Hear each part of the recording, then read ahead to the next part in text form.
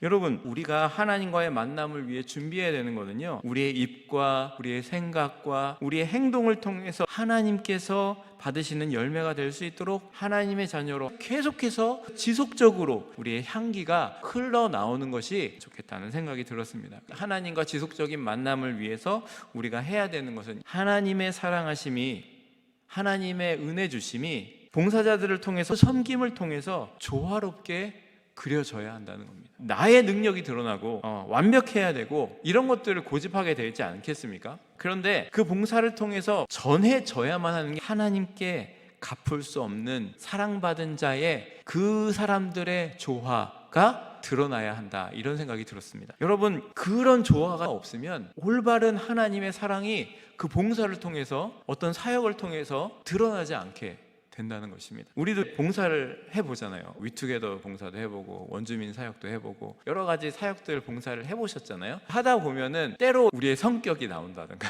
아니면 우리의 어떤 고집이 나올 때가 있어요. 그러면 혹시나 불협화음이 나온다면 그 봉사의 모습을 보는 사람들은 어떨까 하는 거예요. 그 안에 하나님의 사랑이, 하나님의 구원하심이 보이겠느냐는 거예요. 하나님이 우리를 사랑하셔서 우리가 이렇게 하고 있습니다, 섬기고 있습니다, 그 조화가 그 안에 보이고 그 안에 하나님의 명하신 것들이 있어야 된다는 것을 생각해 보게 되었습니다. 그래서 우리가 함께 봉사하면서 허락하신 삶의 자리에서 최선을 다, 그리고 그 안에서 하나님의 손과 발로 우리가 조화롭게 쓰임받는 그런 섬김 되어야 된다는 것을 생각이 났습니다. 하나님께 기꺼이 드릴 마음과 드릴 것이 있는 인생이 참 복되구나 하는 것을 생각해 보게 됩니다. 그 마음이 없으면은요, 우리가 가진 것은요, 하나님이 주신 것이라고 생각하지 못하게 됩니다. 우리가 움켜쥔 모든 것이 우리의 것이 아니라는 것을 깨달아야 되는 거죠. 이스라엘 사람들은요, 이거를 너무나 확실하게 깨달았어요. 노예였잖아요. 아무것도 없는 민족이었는데 6월절 출애굽할 때, 그때 애굽 사람들에게 달라는 대로 받아서 갖고 온 거예요. 다 하나님께서 받게 하신 거예요. 그러니까 이 사람들의 고백은 너무나 정확한 거죠. 내 것이 아닙니다, 하나님께서 우리에게 주신 겁니다. 이런 고백이 있잖아요. 그렇기 때문에